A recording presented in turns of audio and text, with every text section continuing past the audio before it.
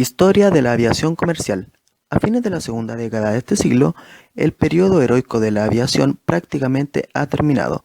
El hombre domina la máquina y el espacio. Y es el momento de empezar a servirse de ella, a utilizarla con criterio comercial.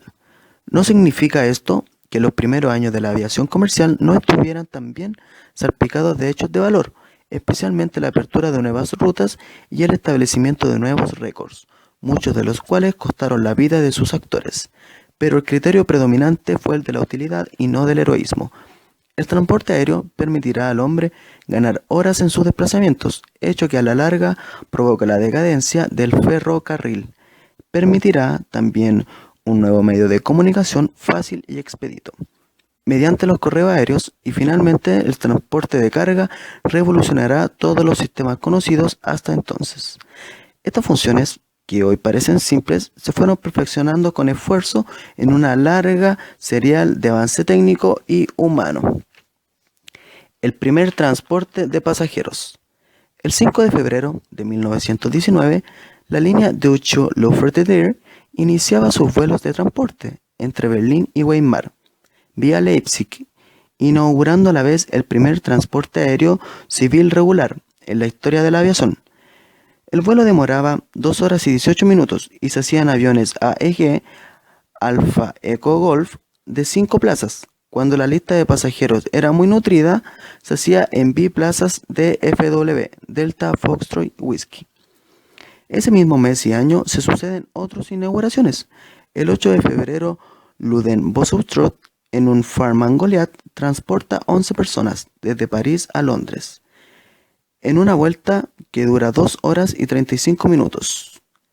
El mismo Bossoutrot, siempre en su Goliath, hace una experiencia similar entre Bruselas y París, puntos entre los que otro piloto hacía ya un servicio para 5 pasajeros en un Cabahan C-23.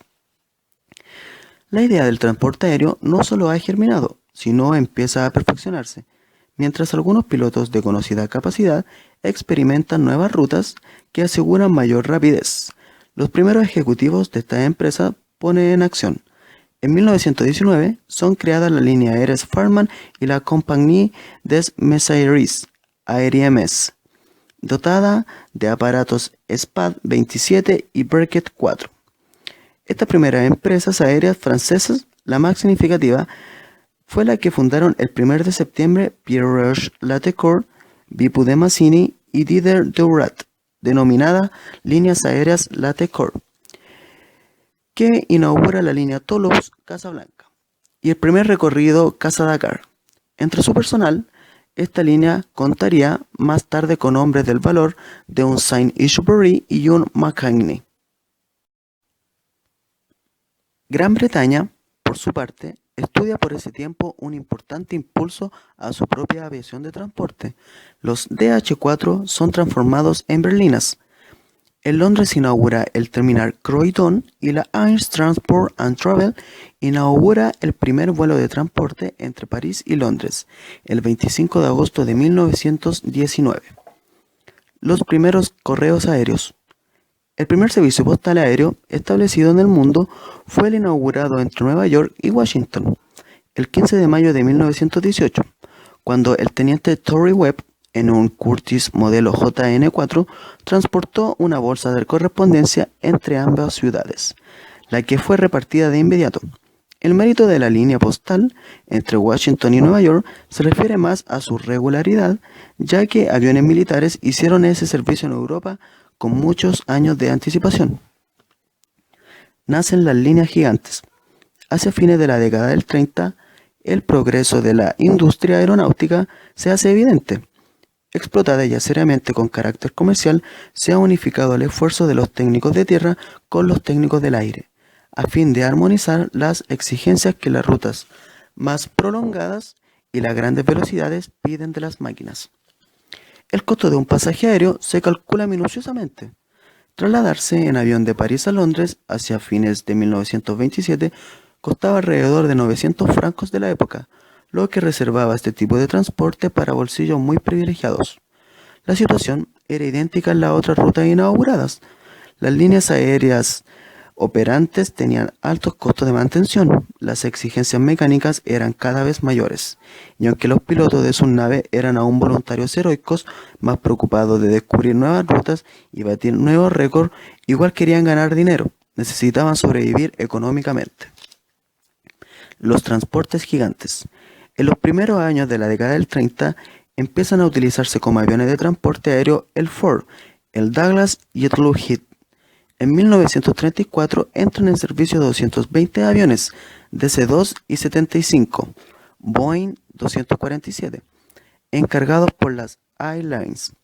Aunque estos aparatos fueron ya cuidadosamente planeados para el transporte de pasajeros y carga, no pudieron competir en el mercado europeo con los de Havilland, los JU-52 o G-38 alemanes, el rápido Heinkel y algunos aviones ingleses. El G-38 fue la primera muestra de un gran transporte, apto para 34 pasajeros, que resultó terriblemente lento. La década del 30. La década del 30 se caracteriza fundamentalmente por la apertura de nuevas rutas comerciales, entre las que destacan la Ruta del Cabo y de las Indias, abierta por la Imperial Airways el 20 de enero de 1932. Otra aviación comercial que experimenta un avance extraordinario es la de la Unión Soviética. En 1932, la Drogovlot se convierte en la Aeroflot, empresa estatal que inicia una serie de actividades aún no desarrolladas por el resto de las empresas europeas, como la vigilancia de los bosques para prevenir incendios, el reaprovisionamiento, la protección de las cosechas, las operaciones de salvamentos, etc. En Francia también se experimentan avances de consideración. El 17 de enero de 1931 se inaugura el primer servicio postal entre ese país e Indochina. En diciembre de 1932 se dicta el estatuto que reglamenta las operaciones de la aviación mercantil y un año después, en agosto de 1933, también mediante la fusión de empresas pequeñas, como había ocurrido en Gran Bretaña y Alemania, nace la Air France. La carrera de las nuevas aeromodelos continúa. En mayo de 1932 cruza los dos Atlánticos el hidroavión Dornier, de fabricación alemana. El Dornier, del que se construyeron solo 3 ejemplares, es un gigante, con 12 motores Curtiss de 600 caballos, capaz de transportar 80 pasajeros y volar a una velocidad de 180 km por hora. En la década del 40, la aviación comercial llega a su edad adulta.